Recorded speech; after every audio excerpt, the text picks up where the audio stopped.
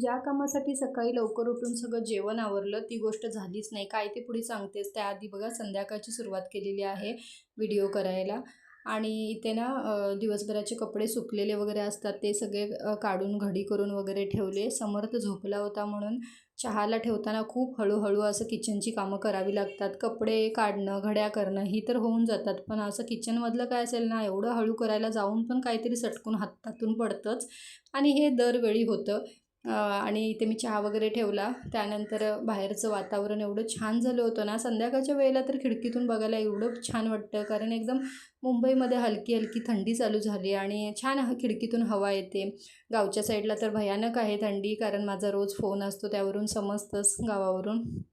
आणि त्यानंतर बघा इथे मी खिडकीतून पाया पडले, ते पण तुम्हाला दाखवते. खिडकीतून माझ्या ना गावदेवी आईचं मंदिर दिसतं आणि ते खूप उंचावर आणि लांब आहे माझ्या घरापासून, पण लकीली ते मला रोज त्याचं दर्शन होतं गावदेवी आईचं. आणि दोन्ही बिल्डिंग्सच्या मधून तुम्हाला मी दाखवते, तिथे गावदेवी आईचं मंदिर तुम्हाला दिसत असेल. आणि त्याच्या लाईट्स लागल्या संध्याकाळच्या, त्यामुळे मी नमस्कार केला. त्यानंतर हे बघा दोघे किती शांत झोपलेत. आणि काय झालं ते मी सकाळचं सांगते. आदल्या दिवशी आम्हाला सांगितलं होतं की गॅस नसणार आहे 10 ते 6च्या वेळेत, त्यामुळे सकाळीच सगळं आवरून घ्या जे काय आहे. आणि लास्ट टाईम असं खरंच झालं होतं, पण ह्या टायमाला मी सगळं आवरलं, पण गॅस काय दिवसभर गेला नव्हता. जेव्हा जेव्हा चेक करत होती गॅस होताच, पण ठीक आहे, सकाळी लवकर उठून आवरलं ते पण चांगलं झालं. दिवस एकदम मग दुसरं काहीच राहिलं नाही जेवण वगैरे बनवायचं. आणि इथेही बघा, जसं हिला समजलं मी कॅमेरा ऑन केला आहे, ती माझ्या मागे मागेच होती आणि माझ्या ना अशा गोड गोड पाप्या घेत होती.